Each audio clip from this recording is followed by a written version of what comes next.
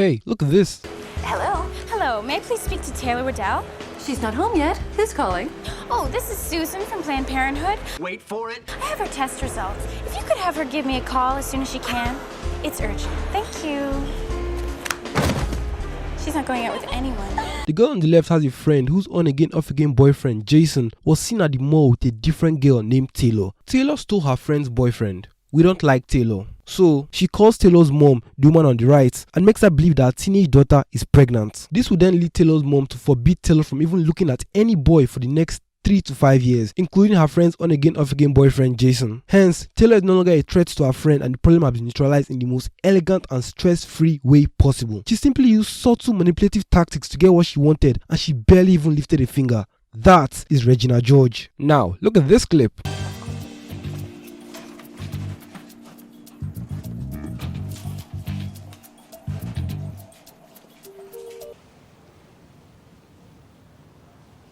Joe Mitchell, you have no idea how scary I can be.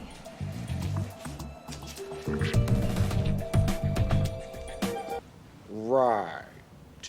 The comically skinny chick with a pink bag, pink jacket and an equally comically pink bow to match has an axe to grind with a new girl at her school. So she goes out of her way to sneak into her garage with her friends, who provided zero assistance by the way, to, get this, pour some glue on her motorcycle seat. I mean, one would think that high school teenage girls wouldn't still be thinking and acting like elementary school toddlers, but this movie is just full of surprises now, isn't it? Obviously, the girl sat down on the glue because no normal person would look at, inspect or even passively wipe down a seat before placing their ass on it, and she gets stuck, leading to maybe a few minutes of embarrassment and promptly promoting her to fashion icon status in school as everybody starts copying the shitty paint covered skirt she wore to cover her shame. So it's safe to say that the threat was not neutralized in the slightest and the problem still persists. In fact, if you take it a step further and apply another layer of scrutiny to the scene, you realize that this pink bitch has no real plan to begin with. She just got there, looked around for a bit, happened to find the glue, then applied it to the bike. Her plan was basically just to get there and improvise, because you can't tell me that they were explicitly looking for the adhesive when they got there. That makes no fucking sense. Why didn't they just bring their own glue? I'm telling you, this bitch was making it up as she was going. Despite what the shitty 2011 sequel to the iconic movie Mean Girls would want you to believe, this is not Regina George. And yes, I know, Taylor eventually goes to Katie's party with Jason, but that's just the teenage rebellious spirit. It doesn't nullify the fact that at that moment in the mall, the problem was neutralized. There's a lot of disparity between the two scenes I just showed you, but the key elements are that the first one depicts a queen working within her element and achieving her goals without having to break an iota of a sweat, and the other depicts a pink troll that has no idea what she's doing, reduces herself to the level of peasants by going out of her comfort zone to do her own fucking dirty work, and still ultimately ends up not achieving her desired outcome. I mean, one used psychological warfare to enact a very devious plan that was immediately exponentially effective, and the other glued a girl's ass to a chair.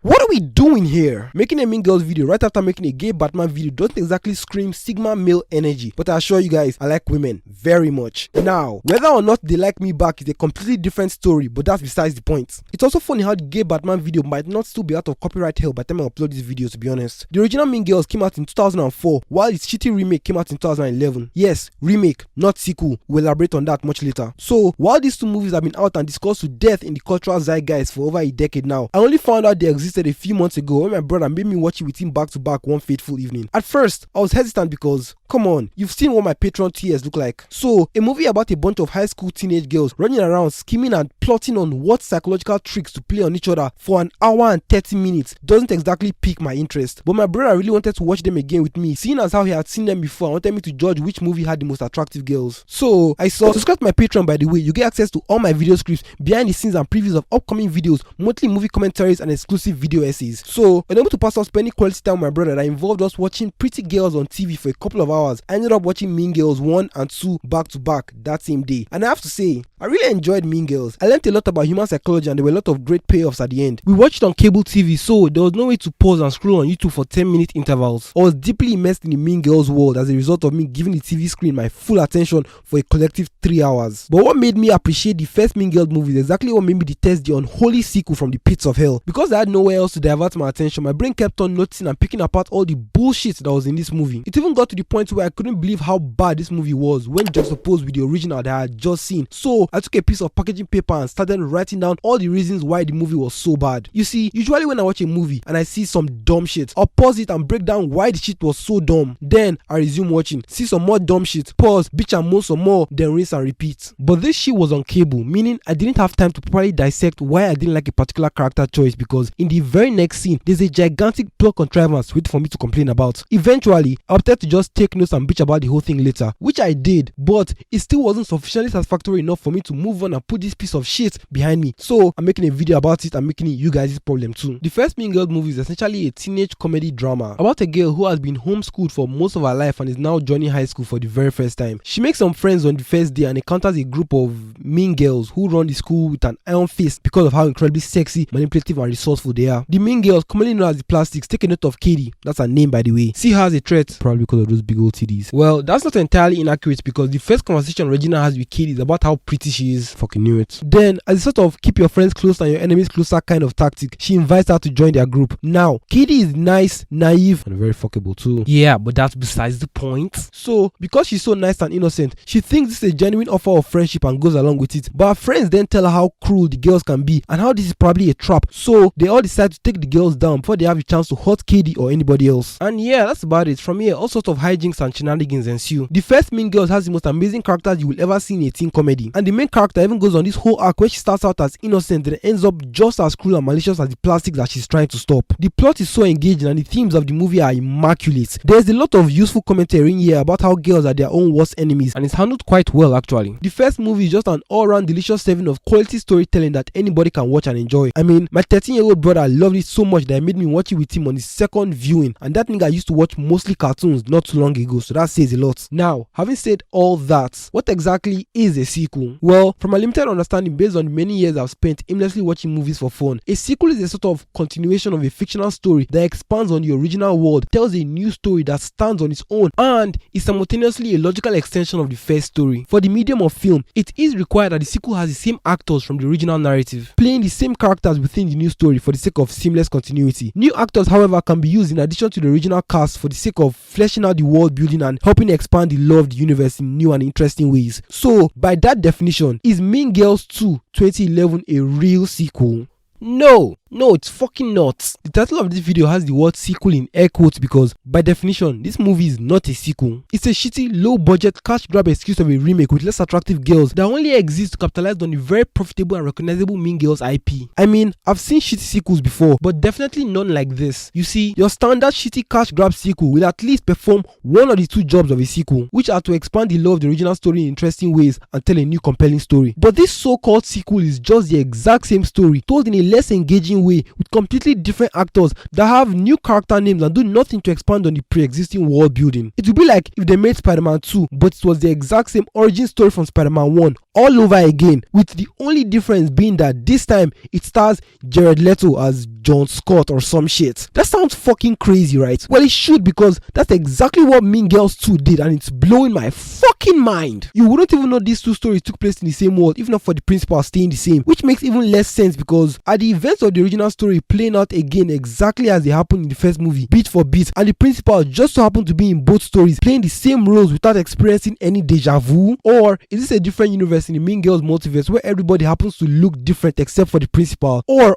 is the second movie just one big fever dream that the principal is having and it's a WandaVision situation where he just recast everybody from the original movie? She recast Pietro? And somehow made the script 10 times worse. Who fucking knows? So, the first big problem I have with this movie is the fucking narration. Because why the fuck is the new girl the one giving us the breakdown of the Plastics if she just got to the school? How and why does she have all this information already? Besides the fact that the narration is ass, is so inorganic and sounds like a bad performance as opposed to the casual inner thoughts of a person documenting her real feelings and findings about the new environment she finds herself in. The opening scene actually makes zero sense. In the first movie, Janice and the gay guy, I forgot his name, were the ones who explained who the Plastics were to both Katie, the new girl and us, the audience. This makes sense because she just got here and she's the audience's point of view on the new world of North Shore High. Explaining things to her that will be relevant information to the audience makes sense because it's a common storytelling device that's used a lot in movies. So it makes literally no sense why the new girl in this film is the one giving us the breakdown of the plastics, because she shouldn't have that information to begin with. This is just lazy writing and the start of a trend that will happen a lot in this movie, where things from the first movie are just ripped off and shoved in this one with no rhyme or reason other than the fact that it happened in the first movie and that one was successful, so it needs to happen here. Kind of like Taika Waititi putting a funny theater scene in Love and Thunder because there was a funny theater scene in Ragnarok and Ragnarok made money, completely disregarding the fact that if you remove the theater scene in Love and Thunder, the movie's narrative remains exactly the same and unchanged. Even the scene I broke down in the intro of the video where Joe became a fashion icon as a result of a prank is only there because it happened to Regina George in the first movie, and as we all know, that replicated story beat did nothing to help the shitty characterization of the antagonist in the movie. Throughout the movie, the narration just continued to suck ass because they are basically cheap and lazy exposition dumps that the writers are using to spoon feed us information that they don't know how to organically weave into the narrative.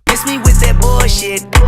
Information, mind you, that the new girl shouldn't be aware of, because why the fuck is she just straight up telling us Mandy and Abby's entire history? How does she know all this? Is she God? The fuck? When the fuck did she become omniscient in this bitch? In the first movie, the narrations were a sort of secret window into Katie's current mind state. They were just her thoughts played out loud as she talked to herself in real time like all human beings do. But I'll be honest, at a certain point, this bitch did start talking directly to the audience in the first movie. The primary difference being that it felt more like entries in a personal journal than her just holding our hands and explaining the entire movie to us scene by scene. Another place where this is done perfectly is the Batman 2022. In that movie, Bruce Wayne keeps journals of his experience in his first few years as Batman, and those journal entries are heard out loud like his inner thoughts, again giving us a window into the dark and twisted psyche of the Batman, carrying the audience along while still being seamlessly organic and immersive. In this dumbass movie, it's just Joe talking directly to the audience and lazily spoon feeding us plot driving information. Such a fucking waste. The inciting incident for the interpersonal conflict of this movie is inorganic, predictable, and just so unoriginal. Oh no, their friendship is built on a lie, but they eventually become super close, and just when they're about to ride off into the sunset as best friends forever, the truth comes out and causes conflict between them that will be resolved in the final act. We've definitely never seen that particular plot device before. They even made a big deal out of it by showing us the offer as the first fucking scene. This movie really needs to stop sucking its own dick, to be honest. In the original Mean Girls, she fell out with her friends at the end because the movie subverts our expectations and actually has her become a full-on plastic. She faked it till she made it so hard that she actually made it and didn't even notice until it was too late. In her attempts to stop the thing she hated most, she became just like them. The crazy thing is, you can pinpoint right when she began to turn into a full-on shallow, two-faced bitch, because right after that sexy Christmas dance they did, she fully embraced the plastic lifestyle and subconsciously started behaving like them. She essentially became a mean girl by osmosis, a perfect embodiment of the phrase, you either die a hero or live long enough to watch yourself become a villain. And to be fair, they did something similar with the whole Janice lesbian rumor, but that one was more subtle and played a less significant role in the original story. By the time it came back around to bite Katie in the ass, she had already become a full-on plastic that betrayed her friends in many other ways, and the lesbian thing was just a cherry on top. Another thing I didn't like is that Maddie's boyfriend has no autonomy in this fucking movie. In the original, Regina's ex/on-again off-again boyfriend is the catalyst that gets Katie really invested in taking her down, because Regina finds out that Katie likes him, promises to talk to him for her, and ends up just kissing him in front of her at the Halloween party at the start. But in this movie, Nick just stands around like a piece of meat doing whatever Mandy tells him and makes no decisions of his own. If Bro was removed completely from this movie, the story would remain exactly the same. And if something is so inconsequential that it has no leverage over the story, then it shouldn't be there in the first place. I'm pretty sure that's just storytelling 101. A sort of reverse Chekhov's gun situation, if you will. It also makes no sense why Joe started falling for Tyler in shop class. She has been characterized as being a stern, disagreeable, no-nonsense tomboy. Hence, I would like to believe that it would take more than an attractive boy to get her to lose focus like this. You see, this plot thread worked in the first movie because Katie was written as a calm, feminine and naive little girl, so it makes sense for her to be immediately smitten by the first tall, good-looking guy she sees. Again, this is just another copy and paste plot thread from the first movie that was shoved in here for no narratively beneficial reason. In this god-awful movie, the plastics are less attractive, and that's particularly bad because it's not just a superficial nitpick. If you think about it for a bit, it actually breaks the world building of the story. In the original, the plastics were all gorgeous and completely fuckable. It didn't really matter who you were or what you were attracted to. If you had the chance to fuck one of the plastics, you're definitely jumping at that opportunity. It was part of why they were so adored and feared. They took advantage of their looks and used psychological warfare to run the entire fucking school. But in this shitty makeshift sequel remake, the plastics are just, alright, you'd smash, but it's not something you'd particularly put effort into, and you'd probably not feel the need to brag about it to your boys if you did. So tell me why exactly these 3 girls in particular have all the power in this school. The new makeshift Regina isn't even the most attractive one of the 3 and definitely has no business being in charge of the other 2. The tall blonde one, Chastity, is by far the most attractive and should be the one running shit in this school. The entire dynamic of the new plastics is a bit off because now Mandy just orders them around, and while they did revolve around Regina in the first movie, she didn't need to give them orders. She just subtly manipulated them enough to get what she wanted. Besides the fact that the new plastics do their own dirty work from time to time, these new mean girls are just overgrown children because all their attacks are basically just juvenile pranks that anybody could do and require little to no cognitive skills to plan or execute. While the original mean girls excelled in social and interpersonal sabotage, these new ones are just throwing food in your face, pouring glue on your seats, and shooting paintballs at your car. They are also very bland and boring as no effort was put towards their characterization and it shows. In the original, the plastics weren't exactly written as complex characters with distinct personalities, but at least they were intently given stereotypical archetype character traits that made them unique and stand out a bit. They made Karen the dumb hot blonde with ginormous titties that just stands around the background saying dumb shit every once in a while, but still plays a part in the plot when she needs to, so she's not entirely useless. They made Gretchen your standard hot chick who knows literally everything about everybody else simply because of how much she loves to gossip. But they didn't stop there because she then goes on to influence and affect major parts of the story. Without her, a lot of the major plans and schemes from both the plastics and the KD crew wouldn't have been possible. Whereas, if you take away any of the 2 extra plastics in the second movie, the story might become a bit better because a lot of the childish pranks wouldn't have happened and this might have ended up being a more mature and grown-up movie. You know, I like to say that it was cool to see Joe stand up to Mandy the first time they interacted, but that just says a lot more about Mandy's incompetence and utter lack of composure around the ops than it does about Joe's resilience. Seeing as how KD was more formidable against Regina in more subtle ways, and Regina was always a force to be reckoned with when you were in her presence. So they couldn't even get the protagonist-antagonist dynamic right. How nice. It also flipped, so now the plastics are the ones doing the scheming, which, depending on how you look at it, could actually be a clever twist on the first movie. Having the new girl be oblivious to them and making the plastics the ones feeling threatened by her would make a lot of sense because, again, these girls are not attractive enough to be running the entire fucking school. The finale of this movie literally comes out of nowhere because football was never set up anywhere in the beginning of this film. The whole football match could have been easily removed and the story would remain exactly the same. You could have just had Joe walk on stage during the school dance and show the footage to everyone, then give a big dumb speech like in the first movie. The football match is only there because at the end of the first Mean Girls, before the dance, KD had a math list competition that she won, so you know they just had to find a way to copy and paste that. The difference between the math competition and the football match is that the former was actually set up and built upon throughout the fucking movie and had real consequences because it was the only way to make sure she didn't fail math class. Meanwhile, the football match literally came out of nowhere and had zero consequences on the plot of the movie. This movie really sucks, bro, and I dreaded every minute of rewatching it. Really makes me not want to do thin bad videos anymore, to be honest. In summary, this sequel was just a bland copy and paste of the original with worse characters, an incongruent plot, a childish tone, and I will definitely not be watching the official 2024 remake because I don't need a second shitty photocopy when I already have the original. Also, I hate musicals. Anyway, subscribe to the Patreon for full unrestricted access to all my video scripts, the ability to vote on what video I make next, behind the scenes and early access previews of future videos, your name at the end of all my videos with a unique name tag beside it, and a whole lot more stuff. So, yeah, Patreon link in the description, and that's it. Video's over. Later, niggas.